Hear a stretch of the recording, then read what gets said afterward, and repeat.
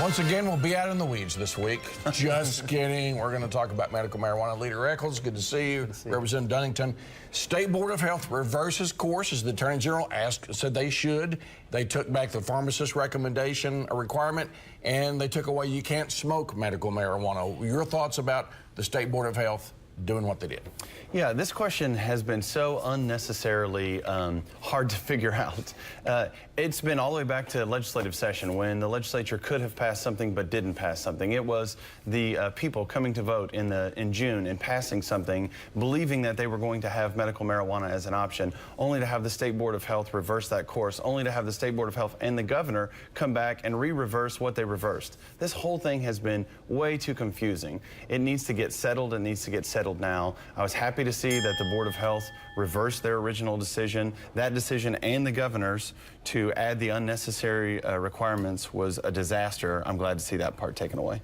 I hope you're following me on Twitter at MitchellTalks, because this week one of our viewers reminded me of a tweet from February, and it was Representative Jordan was coming on, and he was saying, you know, we're going to need to do something about State Question 788 if it passes. All right, now you look back on that and you go, wow, a lot of this could have been taken care of. We know that something didn't happen, which was on the Senate side. But that happened. Here we are today. The Board of Health reverses itself. Your thoughts? Yeah, so to be clear for the viewers at home, the House did pass a bipartisan and agreed bill. Representative J.P. Jordan did a great job bringing people together. We wish that would have passed. It would have solved a lot of problems, but it didn't, so here we are. One of the problems with the new Department of Health regulations is they went from one extreme to another. First, they were far too stringent in the way they did things. Now it's 20 pages of total regulations. There's almost no testing requirements. The labeling is woefully inadequate. And this is something that kind of all sides agree, both the pro-788 and the anti-788. It is really what happened in the Department of Health is we went from one extreme to another. And there's still a few problems with the way they regulate things in those. It hasn't been good. All right, well, enough about the State Department of Health. We've talked about that for a year, and we know what that is. So, the hot potato. It looks like it's back in your lap and your lap. Well, we think it absolutely is. And I should have, by the way, distinguished between the Board of Health and the hardworking men and women in the Department of Health who are doing a great job as the Board of Health. And what is probably going to happen is this legislative committee, we've had our second meeting. It was an excellent meeting. We had 3 groups that all were for 788, and we really saw that while there's some disagreements now, they have a lot more unity than they do disagreements. And there was a big push by myself to have them focus on that unity, which I think they're doing. The legislature is moving forward, trying to come up with an agreed bill. It's important if we go into special session, we continue to be as open and transparent as we've been with the bill laid out ahead of time so the citizens know what it is we're doing, and we're working through that process. It's interesting. In this particular issue, the legislature really is getting high grades because, first of all, there hasn't been a fist fight breakout or a fire or anything like that. With the legislative handling of this, are you confident that this panel and the legislature can get this right? Well, the fact is this has always been our problem to deal with. Back 6-8 years ago, House Democrats, Senate Democrats brought up bills in the legislature in order to pass medical marijuana. Those were never even taken up, never heard, and it got pushed out to the people in order to pass something because the legislature couldn't get it done. Fast forward to this year, again, we have an opportunity to pass something. The House does its job and passes something, sends it over to the Senate, and we get nowhere, and here we are wondering whose fault it is and wondering whose job it is to fix it. It's always been the legislature's job to fix it. It's time to get it fixed now, and it needs to be done before elections in November. Okay, we talked about education a lot in the early part of the legislative session. This week, the governor is placing a state question on the ballot, State Question 801. All of a sudden on Oakland Ed on Twitter, again, on Twitter, there's where all the news is, the education crowd is very unhappy with this State Question 801. For those who are just hearing about it, what is it? What does it do? Why is it important?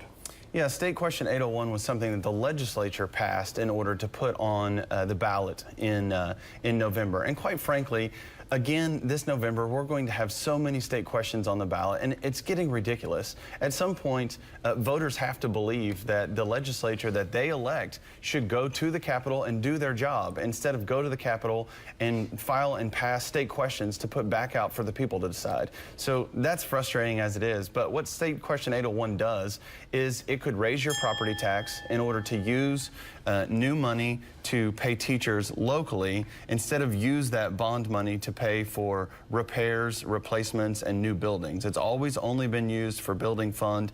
Now, State Question 801 would change the Constitution to allow local districts to use that for teachers. And get that in a soundbite. So it's an important issue, but it is way out in the weeds. Well, it's definitely out in the weeds, and to be clear, State Question 801 would not raise your property taxes. It would allow an individual district to have the ability to have flexibility with where they spend their property tax money.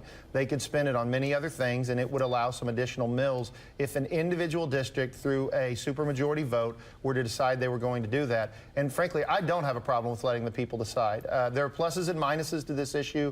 There are some that are going to say it benefits rich districts at the expense of poor districts. But I believe the citizens get their votes right. I believe the voters know best. And I don't believe there's anything wrong with giving the voters the chance and the opportunity to decide, do they want to have that flexibility? And then I believe the legislature needs to respond. If they want that, then let's make it easy for them. If they don't, let's continue down the path that we've already done with historic increases to education funding. Nobody's talking about stopping that.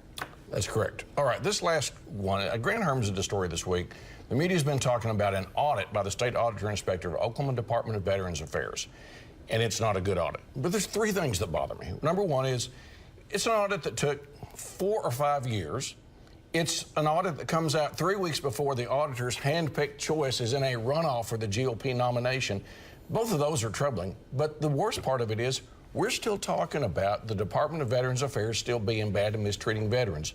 This is a story that's got multiple layers. Your thoughts? Yeah, well, the very worst part about this story is our veterans deserve better. That's the worst part about this story. This had just abuse after abuse after abuse in our facilities that exist to take care of those that took care of us. And it's disgusting, and it needs to stop. It talks about veterans not being able to be seen by physicians, staffing levels being too low, not having proper meal plans. It really is terrible. But the two other problems to look at, when you're talking about continuing to fund things like education, audits like this don't help, showing misspending in government. We need to root that out. But it also, on the audit side, there was a lot of talk about how the House passed an independent audit panel, and then that was passed by the Senate, which has started some of these audits. 3 years to complete an audit of the Department of Veteran Affairs is way too long. That can't happen. That's too long. Lots and lots of questions. Lots of veterans were hurt during that time period. And this is a firm grasp of the obvious. Let me remind viewers, this is not a new issue. We have Alex Cameron here, Scott Carter, Bob Sands. They did the story on Veterans Affairs in 2012. I mean, this has been going on for a long time. So an audit coming out 3 weeks before an election raises questions, but also, as he just said, this raises questions about what are we doing on veterans? Yeah, this issue is really about two main things. And those two things are, how do we treat veterans in the state of Oklahoma, and trust in your government. And quite frankly, we haven't done our job in treating our veterans, those who deserve the best treatment in our state, with respect that they deserve, and that needs to change. And second of all, when it comes to issues of trust, this audit once again shows that the government that has been elected, that has been in power for the last decade, has time and time again shown that trust is an issue. And we're about to go into another election cycle. There are big issues at hand: education, what we're going to do with marijuana. Trust has got to be rebuilt with the public and their legislatures. And if they can't have it, then they need to send new people. Thanks, gentlemen. We'll do this again next week. Meantime, you can see this again at news9.com/yourvotecounts. Follow me on Twitter at MitchellTalks.